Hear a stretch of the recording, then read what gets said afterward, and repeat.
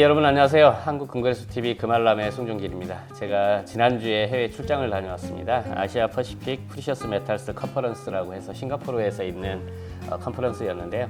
제가 가서 느낀 부분은 LBMA라고 해서 런던 불리언 메탈 어소시에이션, 거기에 이제 싱가포르도 만들었더라고요.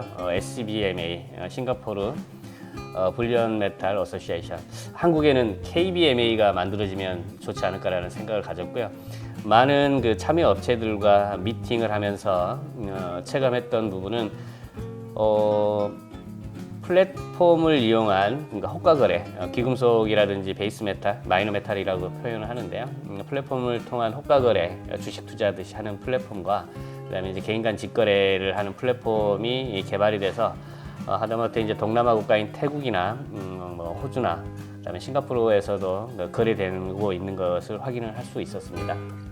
한국금거래소는 한국금거래소 디지털 에셋 코다에서 그 금방금방을 통한 그 개인 간 직거래 플랫폼이 있고요. 그다음에 생골드 플랫폼인 그 이금, 은, 백금, 팔라듐, 구리까지 호가 거래를 할 수 있는 플랫폼을 통해서 다양한 그 차익 실현에 이제 투자가 이루어지고 있다라는 부분 말씀드리겠습니다. 그래서 세계적인 흐름이 앞으로 이제 디지털 플랫폼 쪽으로 전환되고 있고, 한국에서도 발빠른 대처가 좀 필요하지 않느냐라는 것을 많이 느껴봤습니다. 현재 시간 2023년 6월 16일 10시 25분입니다. 한국금거래소 시세 라인업은 한국금거래소 공식 홈페이지 사이트에서 확인하시면 좋을 것 같고요.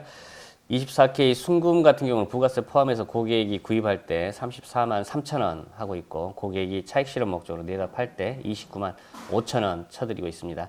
32만 원까지 고객이 내다 팔 때 그 차익 실현이 가능했었던 부분인데 금값이 다소 주춤하고 있습니다.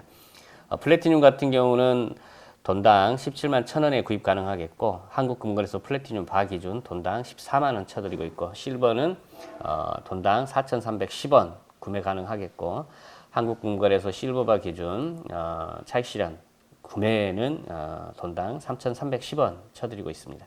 골드바 판매 가격 알아보겠습니다. 요즘처럼 금값이나 은값이 높은 시기에 부가세 없이 투자 가능한 유가증권, 골드바 10g 유가증권 같은 경우는 80만 9천 원 구입 가능하겠고요. 실물 같은 경우는 현재 93만 원에 거래되고 있습니다. 약 13만 원 저렴하게 10g 골드 유가증권에 투자하는 것도 괜찮을 것 같고요. 한양 같은 경우는 347만 원대 현재 거래됩니다. 100g 골드바는 917만 원대, 1kg 같은 경우는 9,130만 원대.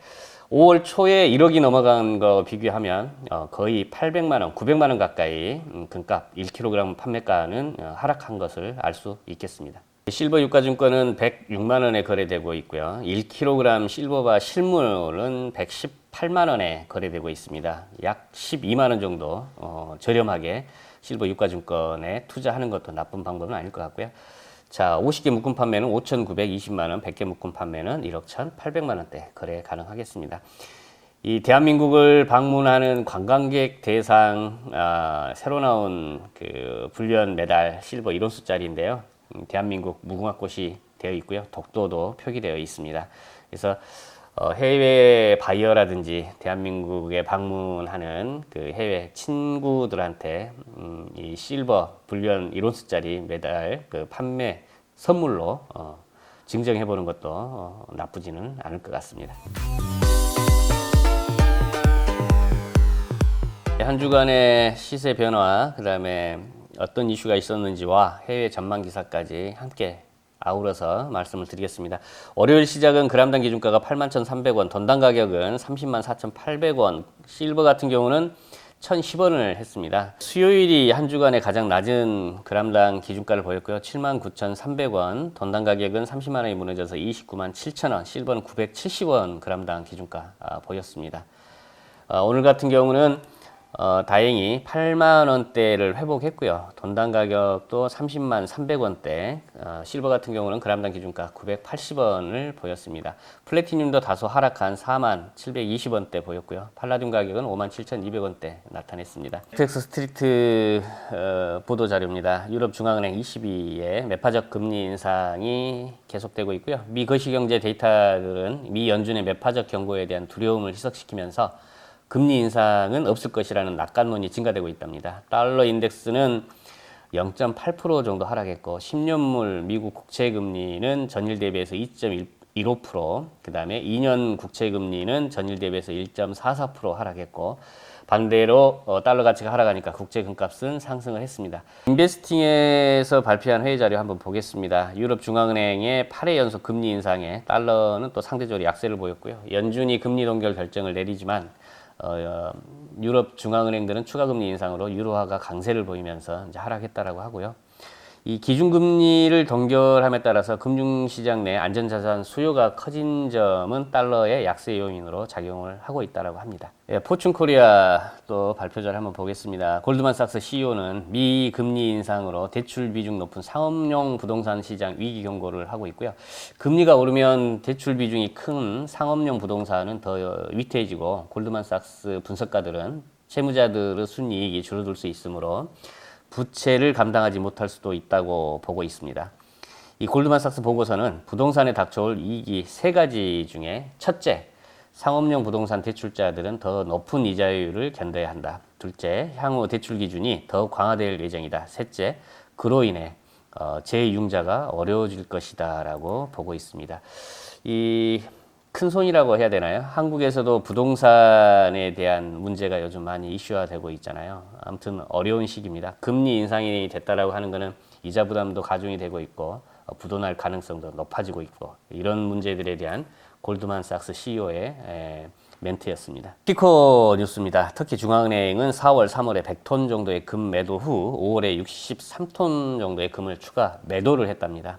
터키의 공식 금 매장량은 159톤 감소한 428톤으로 이 터키가 매도하는 한 가지 이유는 금값이 달러 기준으로 1년 전보다 10% 상승하고 터키 리라 기준으로 보면 그 이득은 70에서 85% 정도의 차익을 봤다라고 하고요. 이 터키가 국제적으로 금을 팔면 리라가 약세지만 이 의미는 금을 팔면 달러로 전환을 해야 하기 때문에 리라가 약세라고 하는 의미로 보여지고요. 터키 주민들에게 금을 팔면 시장에서 리라의 양이 줄어들어서 통화 강세에 도움이 된다라고 판단했기 때문이라고 합니다.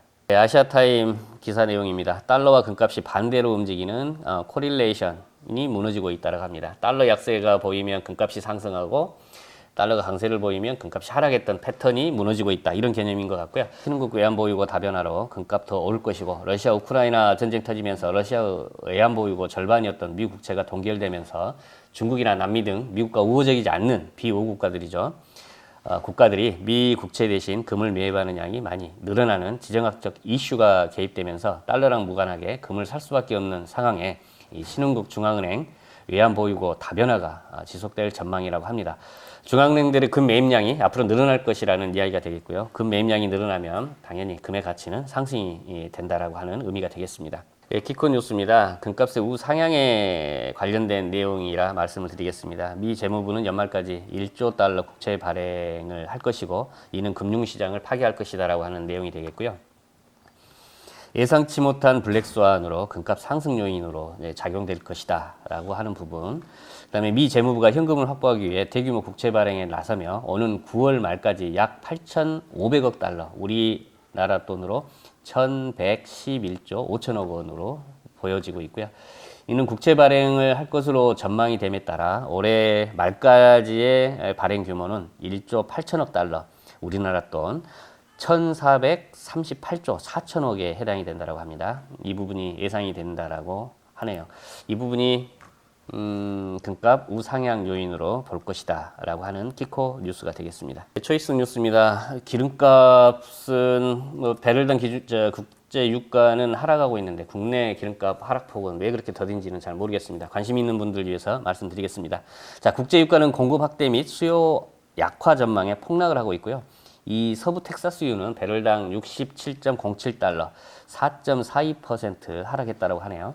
골드만삭스는 2024년 예상을 뛰어넘는 공급을 예상하면서 유가 전망을 하향 조정했고요. UBS의 전문가는 세계 최대 원유 수입국인 중국의 수요 회복이 구체화될 조짐이 보이지 않는다. 이거는 지금 현재 중국이 경기 둔화를 보이면서 소비가 많이 안 되고 있다라고 하는 부분이 되겠습니다. 자, 석유 수출기구 오펙과 국제에너지기구 IEA가 수요 예측을 줄일 것이라고 하는 전망을 내놨습니다.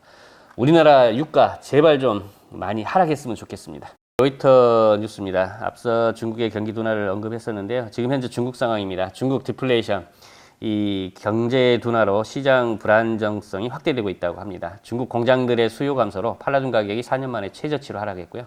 이 중국은 5월 생산자 물가지수 PPI가 4.6% 하락했고 8개월 연속 하락을 하고 있답니다. 2016년 2월 이후 가장 빠른 하락 추세고요. 미국과 유럽의 수요가 줄어들고 해외 시장 수출도 부진하고 있고요. 중국의 경제는 1분기에 예상보다 빠르게 성장했지만 최근 지표에 따르면 5월 수출, 수입 및 공장 활동이 감소하면서 수요가 급격히 악화되고 있답니다. 이 중국의 어떤 경기 둔화를 알 수 있는 지표는 그 플래티늄의 주얼리 소비량에서 볼 수 있는데요. 나중에 다음 주쯤 플래티늄에 대한 시장 레포트를 한번 요약해서 말씀을 드릴까 합니다. 현재 중국 상황은 안 좋고요. 미중 간의 이제 대립으로 중국의 제조 회사들마저 외국으로 다 이전하는, 본사를 이전하는 지금 현재 추세에 있고요. 이 중국에 연관된 회사 브랜드 네임, 회사 명칭이 지금 현재 전 세계적으로 좀 안 먹히는 추세이고요. 그래서 중국의 산업 성장도 미중 간의 대립에 있으면서 굉장히 좀 안 좋은 상황으로 전개되고 있지 않느냐라는 생각을 가져봅니다. 요즘 뉴스를 보면 정치, 사회, 경제 할 것 없이 아무런 뉴스밖에 없는 것 같습니다. 희망적인 뉴스는 하나 있었죠. U20 아르헨티나에서 있었던 축구대 4강 올라간 거 외에는 제 기억에는 없는 것 같습니다. 경기가 좀 살아나고 여기저기에서 좋은 소식만 들리는 좀 살기 좋은 대한민국을 꿈꿔봅니다. 자, 행복한 주말 연휴 되시기 바랍니다. 감사합니다.